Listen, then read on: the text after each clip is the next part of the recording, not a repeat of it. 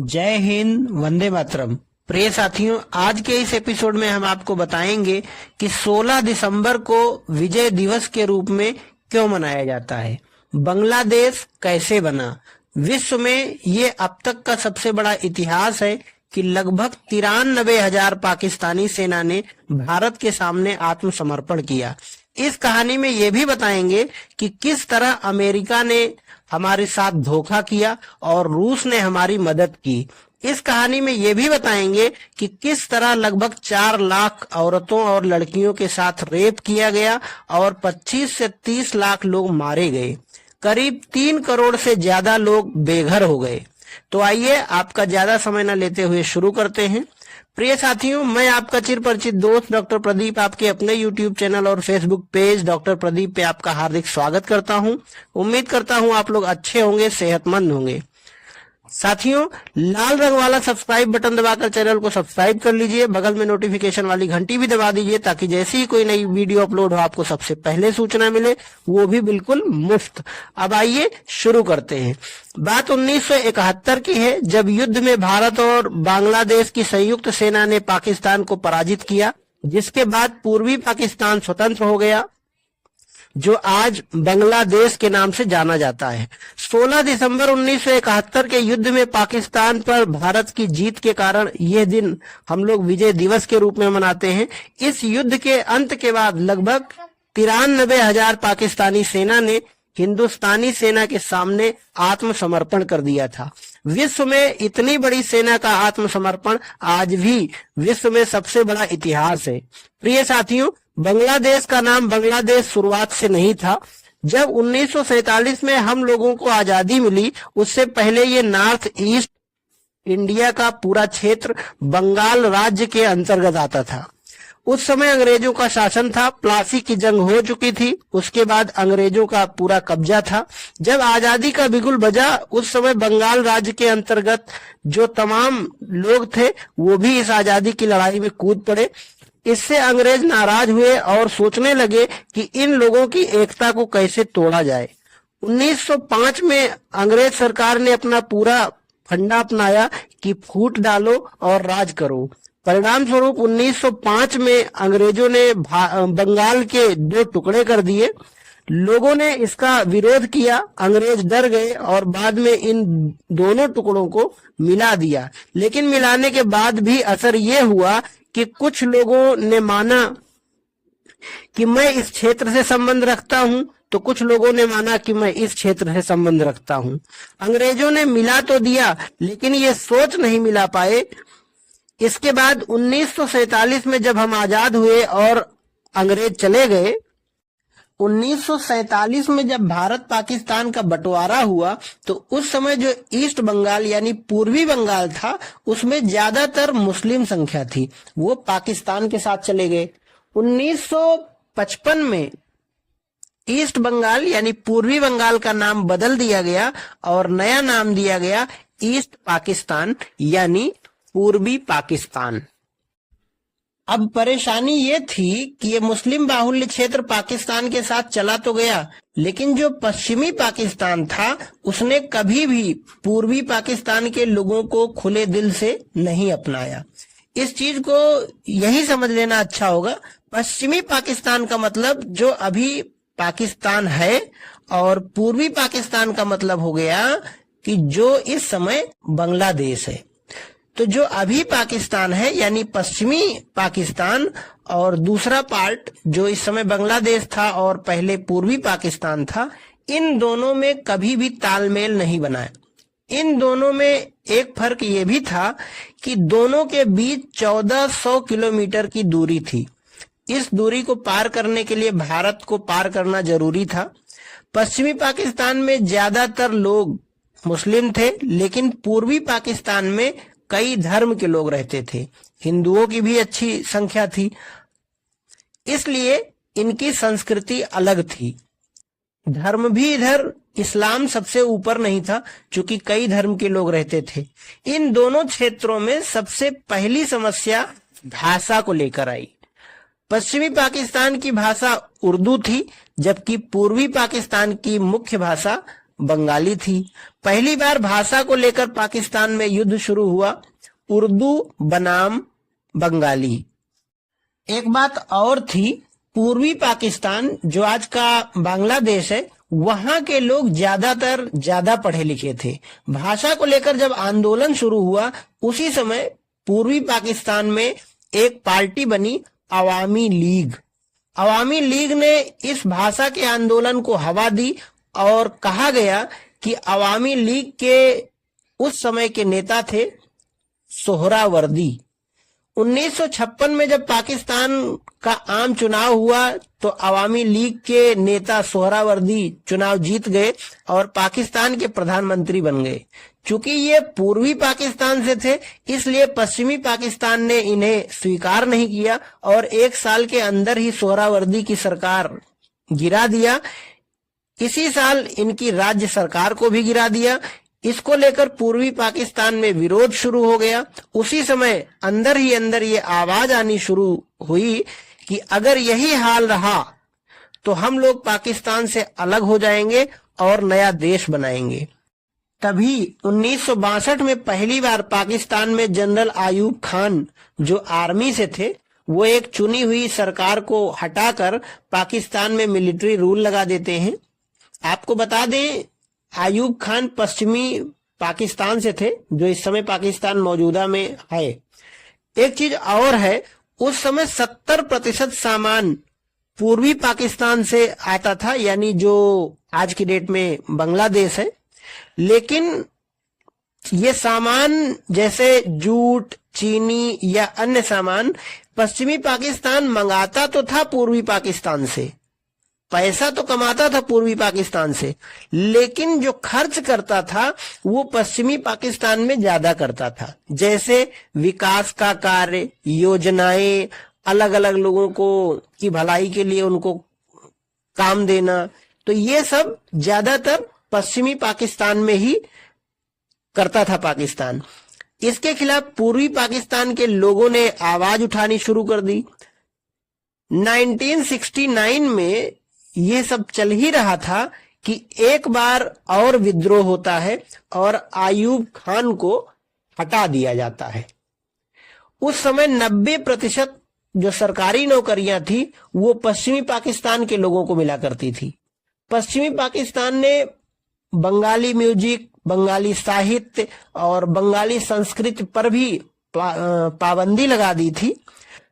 पाकिस्तानी सरकार कहती थी कि हम इस्लामिक देश हैं, ये सब इस्लाम के खिलाफ है।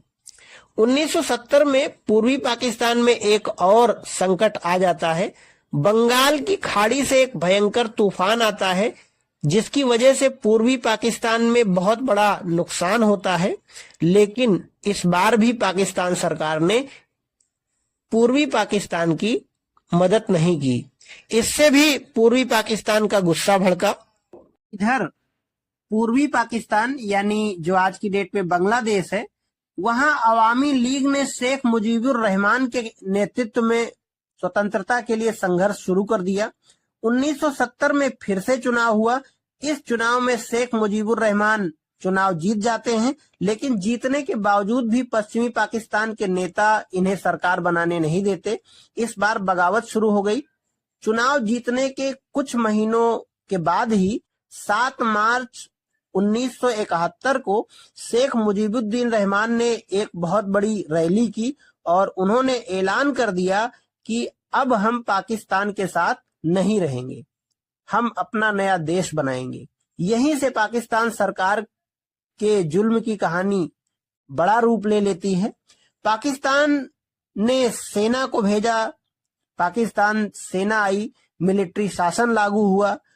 25 मार्च 1971 को पाकिस्तान के जनरल याहिया खान थे, उसने शेख मुजीबुर रहमान को गिरफ्तार कर लिया।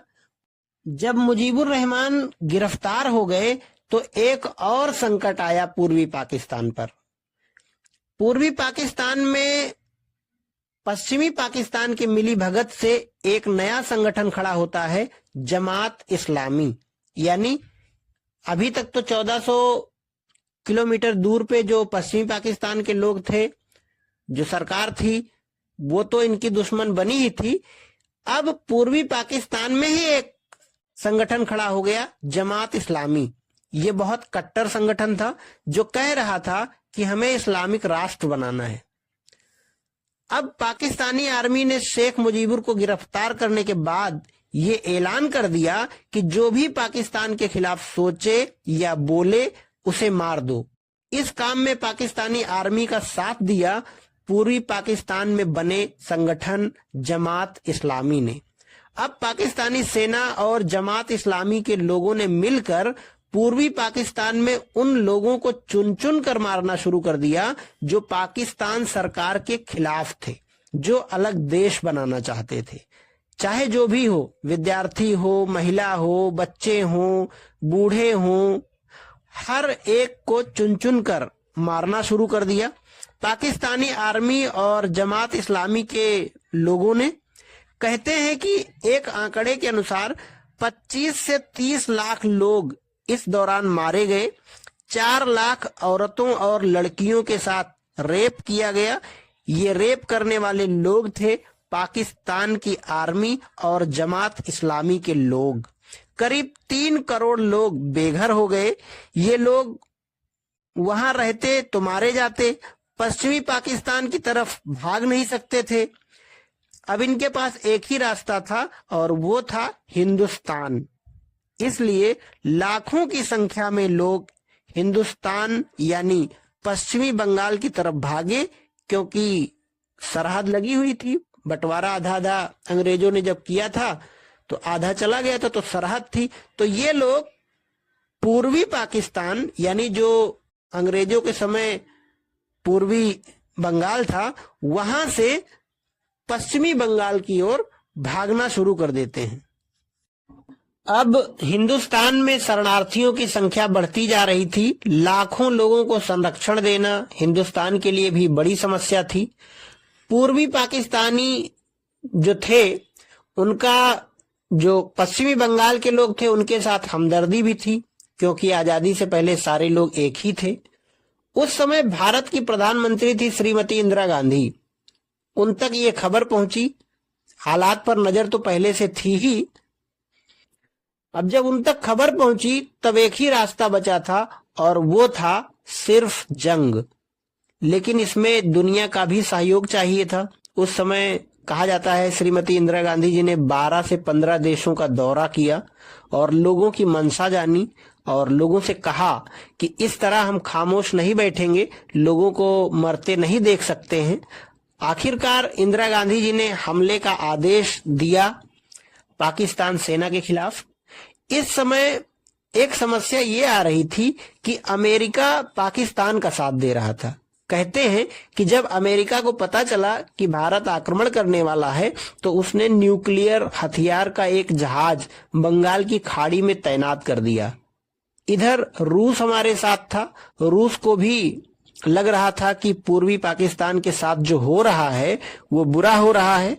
भारत इस मामले में जो कर रहा है वो सही कर रहा है।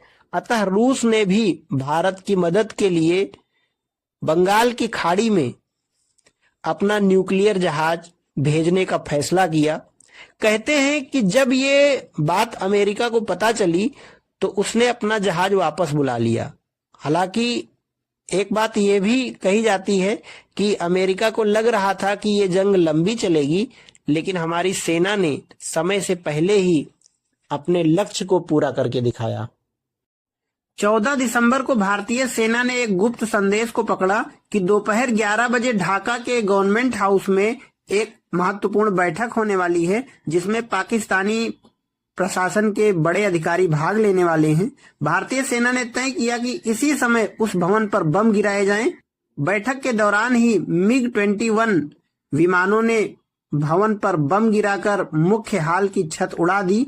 गवर्नर मलिक ने लगभग कांपते हाथों से अपना इस्तीफा लिखा। 16 दिसंबर की सुबह जनरल जैकब को मानेकशॉ का संदेश मिला कि आत्मसमर्पण की तैयारी के लिए तुरंत ढाका पहुंचे। जैकब की हालत बिगड़ रही थी। नियाजी के पास ढाका में 26,400 सैनिक थे, जबकि भारत के पास सिर्फ 3,000 सैनिक, और वे भी ढाका से 30 किलोमीटर दूर। भारतीय सेना ने युद्ध पर पूरी तरीके से अपनी पकड़ बना ली। अरोड़ा अपने दलबल समेत 1-2 घंटे में ढाका लैंड करने वाले थे और युद्ध विराम भी जल्द समाप्त होने वाला था। जैकब के हाथ में कुछ भी नहीं था। जैकब जब नियाजी के कमरे में घुसे तो वहां सन्नाटा छाया हुआ था। आत्मसमर्पण का दस्तावेज मेज पर रखा हुआ था। शाम के 4:30 बजे जनरल अरोड़ा हेलीकॉप्टर से ढाका हवाई अड्डे पर उतरे। अरोड़ा और नियाजी एक मेज के सामने बैठे और दोनों ने आत्मसमर्पण के दस्तावेज पर हस्ताक्षर किए। नियाजी ने अपने बिल्ले उतारे और अपना रिवॉल्वर जनरल अरोड़ा के हवाले कर दिया। और साथियों, इंदिरा गांधी संसद भवन के अपने दफ्तर में एक इंटरव्यू दे रही थी। तभी जनरल मानेकशॉ ने उन्हें बांग्लादेश में मिली शानदार जीत की खबर दी। इंदिरा गांधी ने लोकसभा में शोर शराबे के बीच घोषणा की कि युद्ध में भारत को विजय मिली है। इंदिरा गांधी के बयान के बाद पूरा सदन जश्न में डूब गया। इस ऐतिहासिक जीत को की जो खुशी थी वो आज भी हर देशवासी के मन में एक उमंग भर देती है।